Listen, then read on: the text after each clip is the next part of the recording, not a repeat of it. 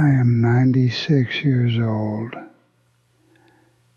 I keep a bullet on a shelf next to a photograph of 10 young men standing in front of a bomber. People see it and they think it is a souvenir, something I picked up, something I kept, because old men keep things from the war and nobody asks why.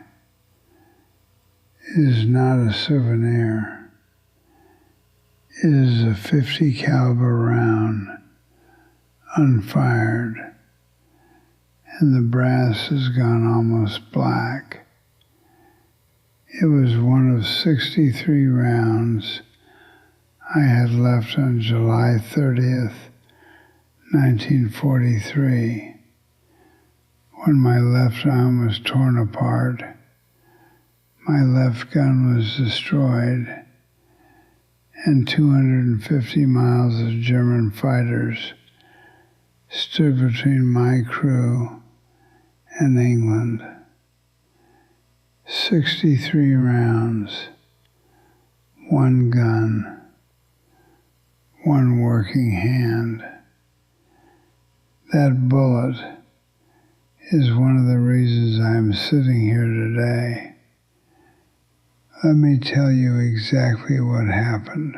I was 24 years old, a staff sergeant in the 379th Bombardment Group, stationed at RAF Kimbolton in eastern England.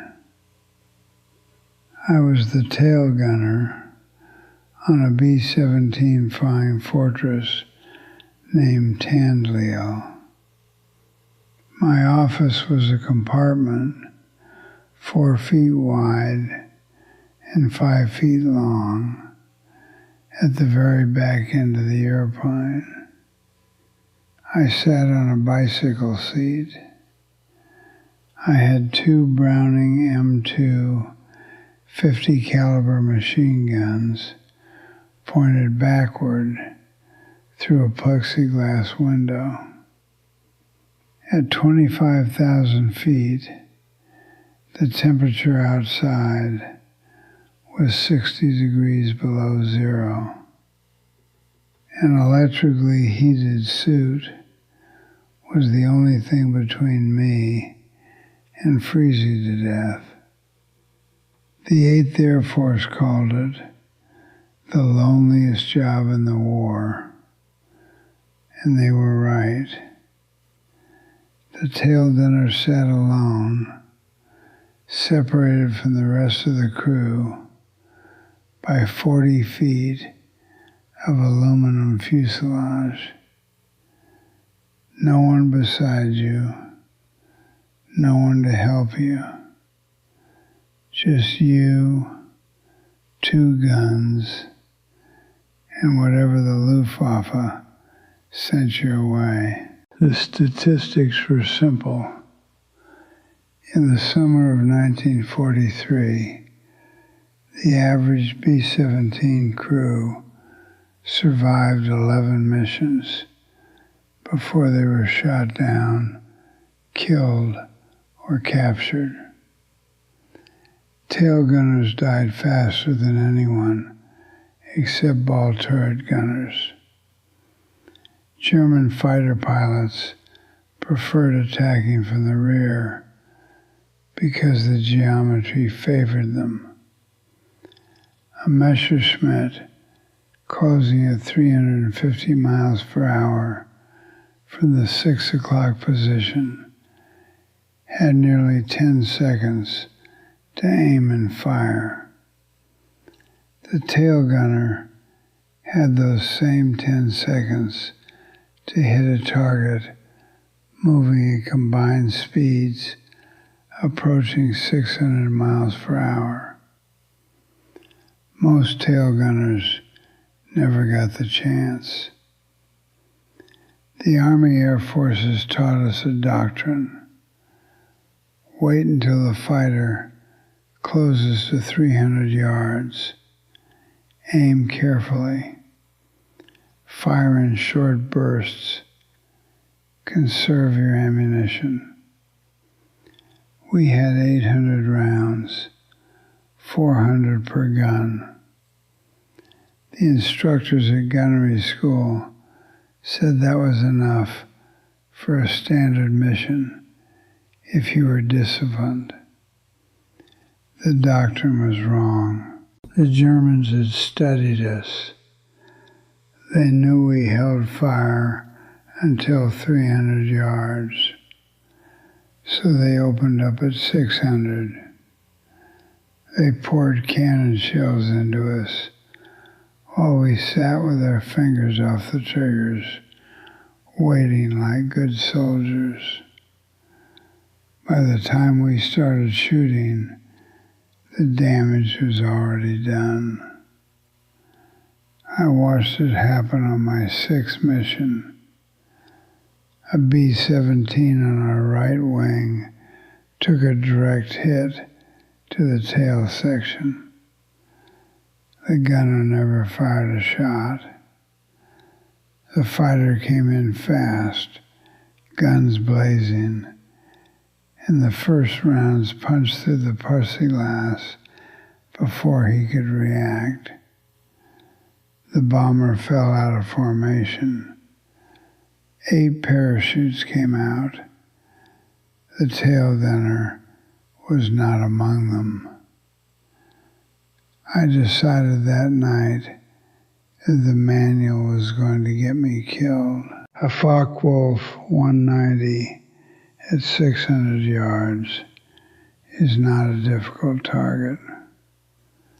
It is flying straight at you, nose pointed directly at your position. It is the largest possible profile you will ever see in a gun sight. The closure rate means the apparent size doubles every few seconds. A gunner who starts firing early can walk his tracers onto the target, adjusting aim as the range decreases. The risk is ammunition. 800 rounds divided by 20 or 30 separate attacks. The math turns brutal, fast. But I made my calculation. A gunner who conserves ammunition and dies on the 3rd attack has made a poor bargain. Dead men have no use for reserve ammunition. I tested it first at Saint-Nazaire in June. A pair of BF-109s came in from the 6 o'clock lull. Classic tail attack. Doctrine said wait. I opened fire at 700 yards. The tracers arced out, fell short at first, then climbed into the lead fighter.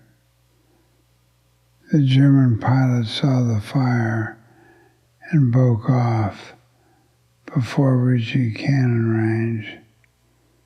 His wingman followed. Neither one scored a hit on Tandleo.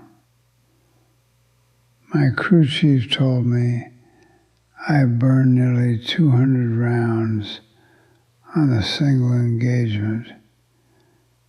At that rate, he said, I would run dry before we reached any target deep inside Germany. He called it reckless. Other gunners in the 527th Squadron heard about it.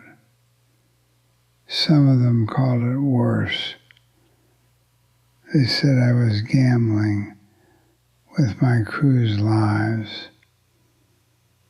But Tandleo kept coming home, Mission after mission, our bomber came back to Kimbolton with the crew intact. Other aircraft were not so lucky. By mid-July, 3 bombers from our squadron had gone down. 30 men gone. On July 30th, 186 B-17s lifted off from bases across eastern England. We were headed to Kassel, deep inside Germany. 123 P-47 Thunderbolts escorted us partway, but their fuel ran out over Belgium. They waggled their wings and turned back. We flew the last 200 miles alone.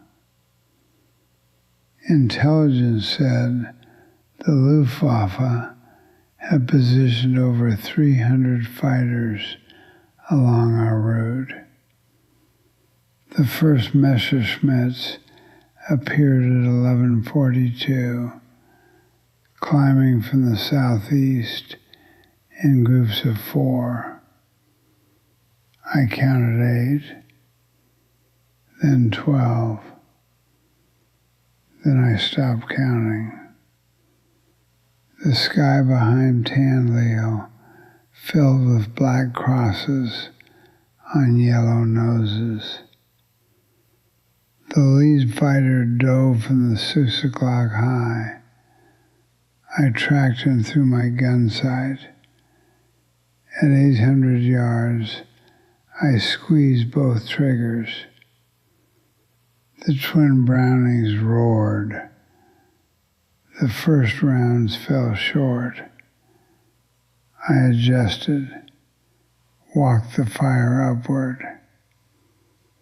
At 600 yards, the tracers connected. Bright flashes along the engine cowling. The pilot broke hard right, trailing smoke.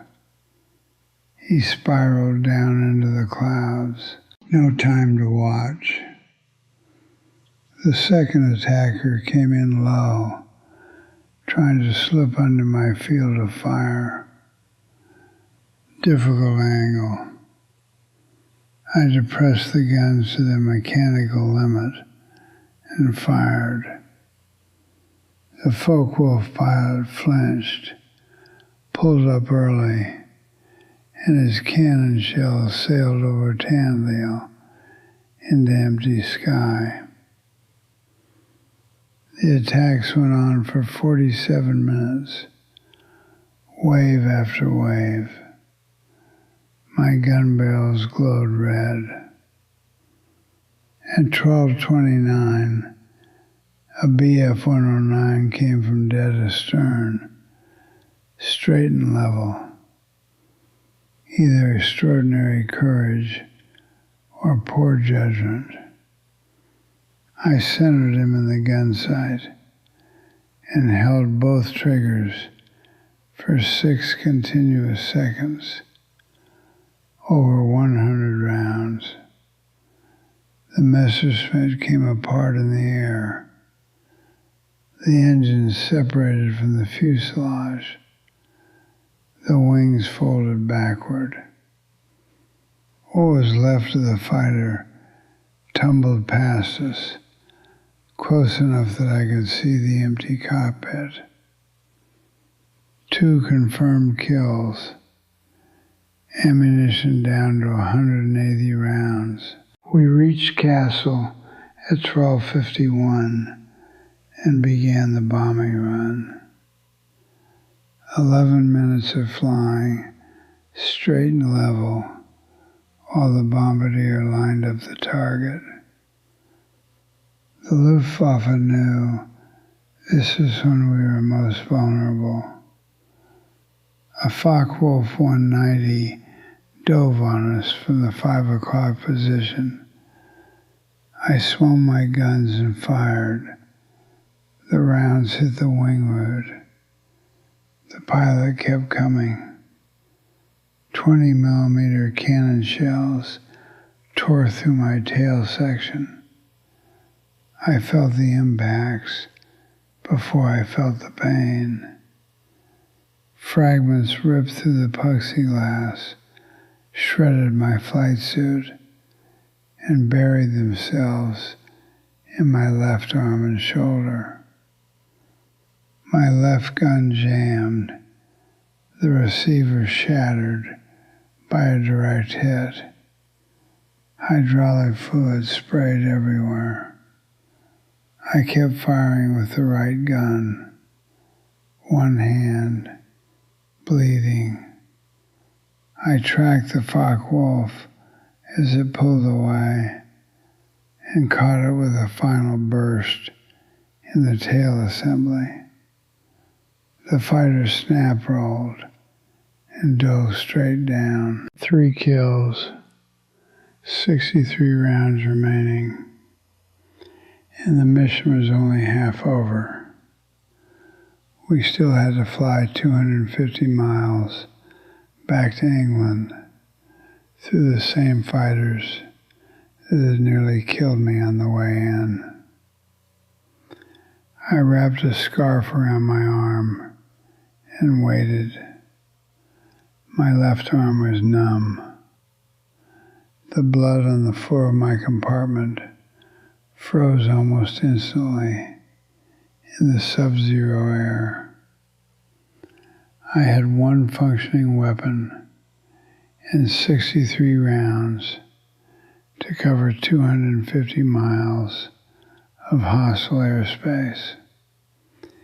Every trigger pull had the count. Over Belgium, 2 Bf-109s closed from the 7 o'clock. I waited until 500 yards and fired a precise 12-round burst. The tracers hit the lead fighter's engine cowling. He rolled inverted and dove away, trailing coolant. His windman broke off. 51 rounds. The English Channel appeared on the horizon 20 minutes later. We landed at Kimbolton at 15:52. I could not climb out without help. Ground crew pulled me through the hatch and carried me to an ambulance. The flight surgeon counted 11 separate fragment wounds. The Distinguished Service Cross citation arrived on October 14th, the second highest decoration the Army could award. It specifically mentioned my decision to continue firing while wounded. The 8th Air Force completed a 3-month analysis across 14 bomber groups. Tail gunners who engaged beyond 500 yards showed measurably higher survival rates. The early fire disrupted enemy formations, forced German pilots to maneuver rather than shoot. Brigadier General Frederick Anderson reviewed the findings personally. In November, the gunnery doctrine was officially changed. New guidelines authorized engagement at extended ranges. The bureaucratic language was careful, but the meaning was plain. The approach I had fought for, the one they called reckless, became standard procedure. I never saw it take full effect. The Stuttgart mission on September 6 nearly ended everything. We flew lead position. Over 100 fighters tracked us. I was wounded again. Fragments across my arms and scalp, blood pouring down my face. Tandleo was dying. 2 engines failing, fuel tanks ruptured. The pilots made the call over eastern France. We could not reach England. Tandleo hit the English Channel at 120 miles per hour. The fuselage broke apart on impact. I woke up in a life raft with British rescue boats approaching. All 10 of us survived. The head injuries grounded me permanently. Recurring headaches, vision problems. My war was over. 17 confirmed kills. Distinguished Service Cross. Distinguished Flying Cross. 2 air medals. Purple Heart. More decorations than most pilots ever earned. I transferred to the Air Force when it formed in 1947 and served until 1962. Retired as a Master Sergeant. Put the medals in a drawer. Married, raised a family, kept quiet. But I kept the bullet. My granddaughter asked me once what it was. I told her it was from the war. She asked if I shot somebody with it. I said no. That is the one I almost did not get to use. 63 rounds for 250 miles. That was the math on July 30th, 1943. 1 gun, 1 arm, and a belt of ammunition I could count without losing track. And the math was enough. Not because I was brave, but because I had already thrown out the manual that was getting men killed. Here is what I know, whoever is listening. The doctrine was written by men who had never sat in that 4-foot compartment at 25,000 feet with a Messerschmitt filling their gun sight. The rules were built on theory. I watched men die following the theory. Sometimes the only reckless thing you can do is obey. I am 96 years old. The bullet is still on the shelf. I am still here. Not everyone who followed the manual can say the same.